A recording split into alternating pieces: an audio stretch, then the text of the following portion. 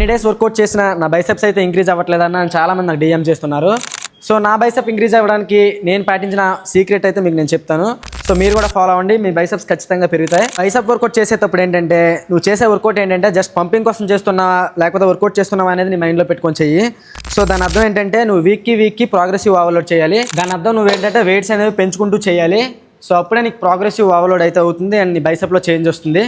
Tip number 2, నువ్వు చేస్తున్న వర్కౌట్లో ఏంటంటే ప్రాపర్ టెక్నిక్ అనేది ఉండాలి. సో నువ్వు చేసేటప్పుడు బైసెప్స్ వర్కౌట్ చేయడంతో పాటు నువ్వు ఎంతవరకు స్ట్రెచ్ చేసి దించాలనేది కూడా నువ్వు మైండ్లో పెట్టుకొని చేయాలి. ఏ వేరియేషన్ చేసినా పాజిటివ్ని ఎంత దృష్టిలో పెట్టుకొని చేస్తున్నావో నెగిటివ్ని కూడా అంత దృష్టిలో పెట్టుకుని చేయాలి. అండ్ టిప్ నెంబర్ 3, రెప్స్ మీరు లెక్క పెట్టుకొని చేస్తున్నారా అంటే 12-15 చేస్తే సెట్ అయిపోద్దని. నీ మజిల్ యాక్టివ్ అయినా సరే నీ మజిల్కి ఇంకా నువ్వు పుష్ ఇవ్వాల్సి ఉన్నా సరే పుష్ ఇవ్వకుండా ఆపేసావు అనుకో సో మజిల్ గ్రోత్ అనేది ఆగిపోద్ది. 20 రెప్స్ చేయగలిగే నువ్వు 12 రెప్స్తో ఆగిపోతే మజిల్ గ్రోత్ అనేది ఉండదు. సో నువ్వు చేసే వేరియేషన్లో రెప్స్నైనా పెంచు, సెట్స్నైనా పెంచు.